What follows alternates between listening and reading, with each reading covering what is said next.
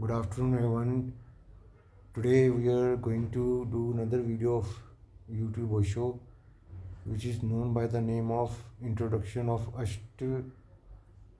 minute Ashtavakra Gita by Osho. You can find it on youtube.com and you can subscribe my channel at the rate of capital A NKUR capital PURI 786. Like and subscribe. Let's see what Osho has to say. और बुद्धिमान होना पर्यायवाची तो नहीं। बाल तो धूप में भी पकाए जा सकते हैं। लाओ त्सु की कथा इतना ही कहती है कि अगर जीवन में त्वरा हो, तीव्रता हो, तो जो 80 साल में घटता है वो एक क्षण में घट सकता है।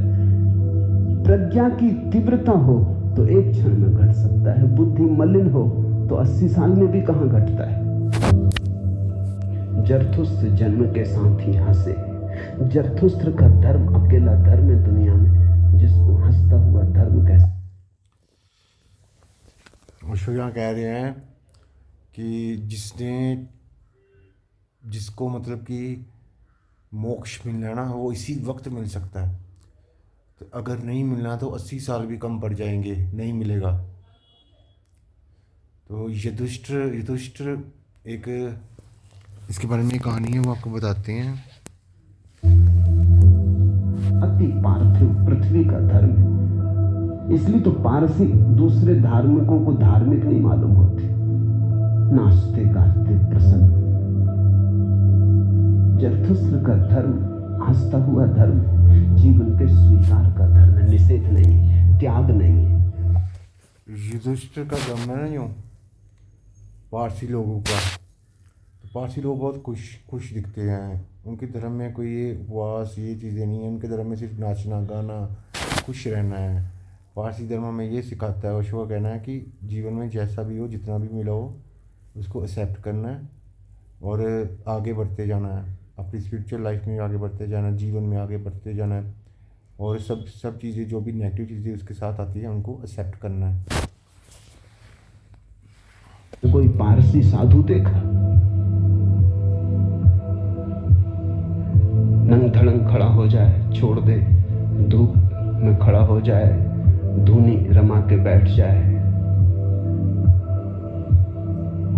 नहीं, पारसी धर्म में जीवन को सताने, कष्ट देने की कोई व्यवस्था नहीं। जरथुस्त्र का सारा संदेश यही है कि जब हंसते हुए परमात्मा को पाया जा सकता है तो रोते हुए क्यों पाना। युधिष्ठिर था जो पारसी धर्म का लीडर था, वो कहता था कि अगर हंसते हंसते परमात्मा को पाया जा सकता है, मतलब कि कोई तप किए बिना, कोई उपवास वगैरह रखे बिना अगर परमात्मा को पाया जा सकता है तो वो सही बात है। या अपने शरीर को कष्ट दे के परमात्मा को पाना, ये ज़्यादा अच्छी बात है। सिंपल सी बात है, अपने शरीर को कष्ट देना गलत बात है। पारसी धर्म के मुताबिक खुश रहो, हंसो गाओ नाचो, बस ऐसे ही ईश्वर को पा लेना है। जो भी करो ध्यान से करो, ध्यान ध्यान ध्यान ध्यान। 1 मिनट। जब नाचते हुए पहुंच सकते हो उस मंदिर तक तो नाहक कांटे क्यों बोने। जब फूलों के साथ जाना हो सकता है तो ये दुखवाद क्यों। इसलिए ठीक है, प्रतीक ठीक है कि जरथुस्त्र पैदा होते हंसे। इन कथाओं में इतिहास मत खोजना, ऐसा हुआ है ऐसा नहीं है, लेकिन इन कथाओं में एक बड़ा गहरा अर्थ है। तुम्हारे पास एक बीज पड़ा है। ओशो यहाँ पे कह रहे हैं जो दुष्टर है ना, वो जब पैदा हुए तो हंसते हुए पैदा हुए थे।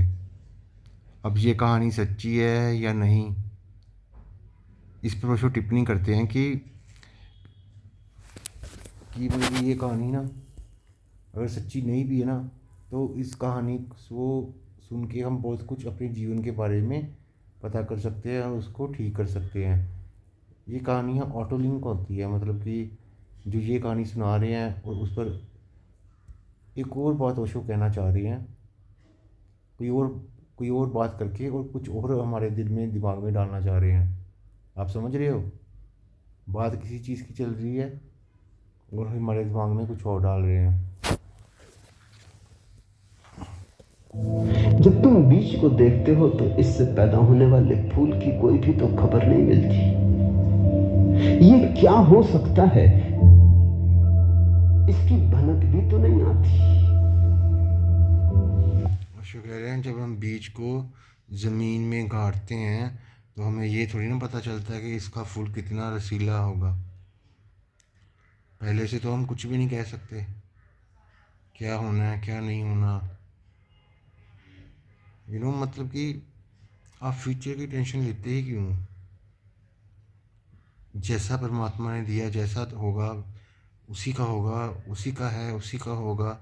कष्ट मिलेगा उसी को मिलेगा, दर्द होगा उसी को होगा, हंसी आएगी उसी को आएगी। तो आपको तो बस देखना है, वॉच करना है कि मेरे साथ हो क्या रहा है। अगर तो आप इस चीज़ में कामयाब हो गए ना तो अल्लाह कसम जन्नत फिर है। ये जन्नत ये जन्नत की बात नहीं कर रहा मैं जो जहाँ शराबें मिलती हैं या अप्सराएँ नाचती हैं। ना ही मैं उस नरक की बात कर रहा हूँ जिसमें हम आपको आग की कढ़ाई में सेक लिया जाता है। वो सब काल्पनिक बातें हैं, उनका सत्य से कोई लेना देना नहीं। मोमेंट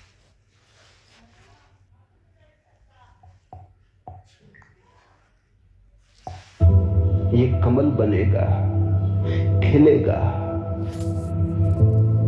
जल में रहेगा और जल से अछूता रहेगा, सूरज की किरणों पर नाचेगा और सूरज भी ईर्ष्यालु होगा इसके सौंदर्य से, इसकी कोमलता से, इसके अपूर्व। आपने जो बीज बोया है जब वो फूल में कन्वर्ट हो जाएगा क्या पता उसकी सुंदरता कैसी होगी। आप पहले से कैसे ही सोच सकते हो? क्या पता वो इतना सुंदर हो कि सूरज भी उससे या चांद भी उससे जेलसी करने लगे। क्या पता कितना सुंदर हो। आप पहले से थोड़ी ना कह सकते हो कि क्या होगा। तो फिर क्यों अपने जीवन में यही चीज़ लाओ ना। पहले से कैसे कह सकते हो कि आपके साथ नेगेटिव होगा। आप पॉजिटिव सोचो, पॉजिटिव होगा, पॉजिटिव एनर्जी से अट्रैक्ट होंगी। आप नेगेटिव सोचोगे तो नेगेटिव एनर्जी अट्रैक्ट होंगी। As simple as that.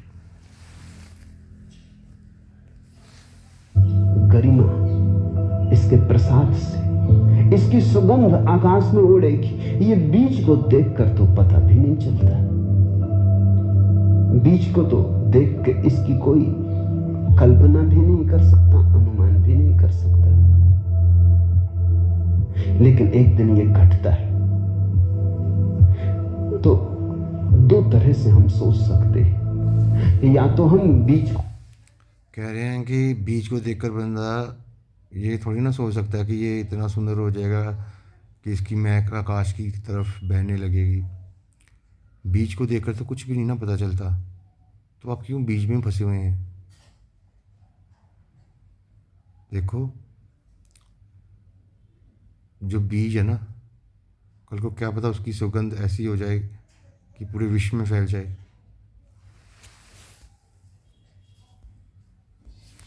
पकड़ लें जोर से और हम कहें जो बीज में दिखाई नहीं पड़ा वो कमल में भी घट नहीं सकता।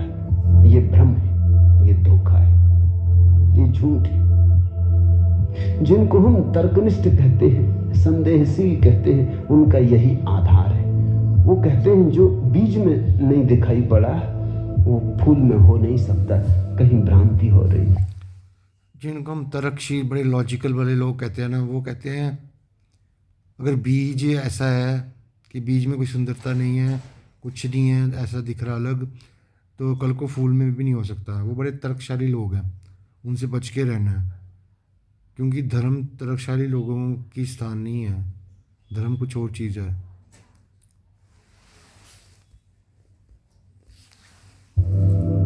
इसलिए संदेहशील व्यक्ति बुद्ध को मान नहीं पाता, महावीर को स्वीकार नहीं कर पाता, जीसस को अंगीकार नहीं कर पाता। क्योंकि वो कहते हैं हमने जाना इनको। जीसस अपने गांव में आए, बड़े हैरान हुए। गांव के लोगों ने कोई चिंता ही न की। ओशो कह रहे हैं कि जो बुद्ध थे या महावीर थे, इनको लोग पहचान ही नहीं पाए। आज से कितने साल पहले इनका जन्म हुआ और उसके बाद बुद्धिज़्म कितनी देर बाद बना, महावीर जैनिज़्म कितनी देर बाद बना। तो लोगों को पहचान ही नहीं, जब वो इस धरती पे हो तो पहचान ही नहीं पाया कि हमारे बीच में बुद्ध पुरुष है। जीसस का वक्तव्य है कि पैगंबर की अपने गांव में पूजा नहीं होती। कारण क्या रहा होगा? क्यों नहीं होती गांव में पूजा पैगंबर की? गांव के लोगों ने बचपन से देखा बड़े ही जोसेफ का लड़का है, लकड़ियां ढोते देखा, रिंदा चलाते देखा, लकड़ियां चीरते देखा। जो जीसस क्राइस्ट थे ना, उनका कहना था कि अपने जो भगवान है ना, उसकी पिक्चर अपने गांव में नहीं लगाते। जो जीसस थे वो जोसेफ जी के लड़के थे। वो सारा दिन लकड़ियाँ चढ़ाते रहते थे, लकड़ियाँ इधर से उधर ही करते रहते थे। से लथपथ देखा, सड़कों पे खेलते देखा, झगड़ते देखा। गांव के लोग इसे बचपन से जानते हैं, बीज की तरह देखा। आज अचानक ये हो कैसे सकता है कि परमात्मा का पुत्र हो गए? नहीं, जिसने बीज को देखा है वो फूल को मान नहीं पाता। वो कहता है अच्छा, तो यहाँ पे ओशो अपनी ये बात सिद्ध कर रहे हैं कि जो चीज़ लोग समझते हैं कि बीज में नहीं है कुछ, तो वो फूल में भी नहीं हो सकता। अब जीसस क्राइस्ट को ले लो, अब वो जिस गांव में थे, उस गांव में पले बड़े, लकड़ियाँ ढोई, झगड़े किए, सब कुछ किया, ठीक है। अब वो गांव वाले कैसे मान सकते हैं कि ये जो बंदा जो हमारे बीच में था इतने साल, जिसको हम पहचान नहीं पाए, अब वो भगवान का पुत्र हो गया? तो इस बात को ईर्ष्या से भर गए उसके गांव वाले यीशु मसीह को लेकर। जरूर धोखा होगा, बेईमानी होगी, ये आदमी पाखंडी है। बुद्ध अपने घर वापस लौटे तो पिता, सारी दुनिया को जो दिखाई पड़ रहा था वो पिता को दिखाई नहीं पड़ा। सारी दुनिया अनुभव कर रही थी एक प्रकाश, दूर दूर तक खबरें जा रही थी, दूर देशों से लोग आने शुरू हो गए थे। लेकिन जब वापस बुद्ध घर आए 12 साल बाद, तो पिता ने कहा, मैं तुझे अभी भी क्षमा कर सकता हूं, यद्यपि तूने काम तो बुरा किया है, सताया तो तूने हमें, अपराध तो तूने किया, लेकिन मेरे पास पिता का हृदय, मैं माफ कर दूंगा, द्वार तेरे लिए खुले, मगर फेंक ये भिक्षा का पात्र, हटा ये भिक्षु का वेश, ये सब नहीं चलेगा। तो वाह, जीसस जी जब चले गए थे 12 साल के लिए ना, कहीं चले गए थे, तो घर पे जब वापस आए तो उसके पिताजी कहते हैं कि ये जो तूने भेष बनाया हुआ ना भिक्षु वाला, इसको फेंक अपने भिक्षु पात्र को, तो फिर मैं तुझे माफ़ कर दूंगा। तो जोसेफ जी कह रहे हैं जीसस जी को, लौटा, ये राज्य तेरा है, मैं बूढ़ा हो गया, इसको कौन संभालेगा? हो गया बचपना बहुत, अब बंद करो ये सब खेल। बुद्ध ने कहा, कृपा कर मुझे देखे तो, जो गया था वो वापस नहीं आया है, ये कोई और ही आया है जो आपके घर पैदा हुआ था, वही वापस नहीं आया है, ये कोई और ही आया है। जब जोसेफ जी जीसस जी को कह रहे थे ना जी कि ये तुम भिक्षा का जो पात्र है ये फेंक और मैं तुझे अपना लूँगा फिर से, तो जीसस जी कहते हैं कि ये वो बंदा नहीं है जो यहाँ से गया था 12 साल पहले, ये कोई और ही आया है, ये उसमें और इसमें बहुत डिफरेंस है। जो मैं 12 साल पहले था तब मुझे कोई ज्ञान नहीं था, तो अब मुझे ज्ञान हुआ है, तो इसलिए मैं वापस आया हूँ। ये फूल होके आया है, गौर से तो देखो। पिता ने कहा, तू मुझे सिखाने चला है, पहले दिन से जब तू पैदा हुआ था तब से तुझे जानता हूं। किसी और को धोखा देना, किसी और को समझा लेना, भ्रम में डाल देना, मुझे तू भ्रम में न डाल पाएगा। मैं फिर कहता हूं, मैं तुझे भली भांति जानता हूं, मुझे कुछ सिखाने को चेष्टा मत कर, क्षमा करने को मैं राजी हूं। बुद्ध ने कहा आप और मुझे जानते हैं, मैं तो स्वयं को भी नहीं जानता था। तो जीसस जी कहते हैं जोसेफ जी को, आप मुझे जानते हैं, क्योंकि जोसेफ जी कहते थे जीसस जी को कि मैं तुझे बचपन से जानता हूँ, तो मुझे धोखा नहीं दे पाएगा, तो किसी को भी धोखा दे देगा, क्योंकि मैं तेरा पिता हूँ और मैं सब तेरे बारे में सब जानता हूँ। तो जीसस जी कहते हैं कि आपने तुझे देखा नहीं, जो वापस आया आपका बीज वो फूल है अब। तो आगे जोसेफ जी कहते हैं, अभी अभी किरणें उतरी हैं और स्वयं को जानो। क्षमा करें, लेकिन ये मुझे कहना ही पड़ेगा कि जिसको आपने देखा वो मैं नहीं हूं, और जहां तक आपने देखा वो मैं नहीं हूं। बाहर बाहर आपने देखा, भीतर आपने कहां देखा। मैं आपसे पैदा हुआ हूं, लेकिन आपने मुझे निर्मित नहीं किया। मैं आपसे आया हूं जैसे एक रास्ते से कोई राहगीर आता है। तो जीसस जी कहते जोसेफ जी को कि आप मेरे पिताजी हैं, मैं आपके रास्ते इस दुनिया में आया हूँ, बस इतना ही हमारा संबंध है। और आप मुझे ज़्यादा मैं फूल हूँ, मैं बीज बन के गया था, फूल बन के लौटा हूँ। तो अब मैं अब और कोई हूँ, मैं वो पहले वाला जीसस नहीं हूँ। तो ये जीसस का समझाने का मतलब यही था कि मैं अब सन ऑफ गॉड बन के लौटा हूँ। तो उनके दिमाग में यही चल रहा होगा कि पिताजी मुझे अभी भी नहीं पहचान पाए, क्योंकि वो अपने पिताजी को कहते हैं ना कि तुम मुझे बाहर बाहर से देख रहे हो, अंदर तक तो आपकी ध्यान ही नहीं जा रहा। तो ये थोड़ी छोटी सी स्टोरी थी जीसस जी की, और आगे देखते हैं क्या कहते हैं। लेकिन रास्ता और राहगीर का क्या लेना देना। कल रास्ता कहने लगे कि मैं तुझे पहचानता हूं, तू मेरे ही से तो होकर आया। ऐसे ही आप कह रहे हैं, आपके पहले भी मैं था। जन्मों जन्मों से मेरी यात्रा चल रही, आपसे गुजरा जरूर, ऐसा मैं औरों से भी गुजरा हूं, और भी मेरे पिता थे। जीसस जी कहते हैं कि मैं आपके थ्रू आया हूँ, ऐसे ही और भी मेरे जन्म थे, तब भी मैं और लोगों के थ्रू आया। आप मेरे कोई परमानेंट पिताजी नहीं हैं, मेरे बहुत पिता थे पहले भी, इस जन्म में, पिछले जन्म में बहुत पिताजी थे मेरे। तो ये जीसस जी जोसेफ जी को ऐसा कह रहे हैं क्योंकि उनको अच्छा नहीं लगा होगा कि उनका बेटा घर छोड़ गया था, वापस आया, तो क्षमा मांग रहा है, क्षमा मांगने को कह रहा है। जोसेफ जी जीसस को क्षमा मांगने को कह रहे थे, तो इसीलिए उन्होंने अपने पिताजी को ये सब सुनाया। और भी मेरी माताएं थी, लेकिन मेरा होना बड़ा अलग थलग है,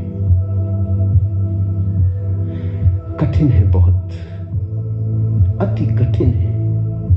अगर बीज देखा तो फूल पे भरोसा नहीं आता।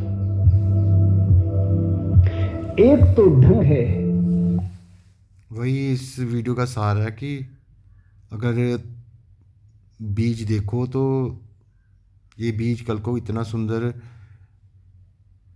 फूल बन जाएगा, यकीन नहीं आता। Thank you, I will catch you next video.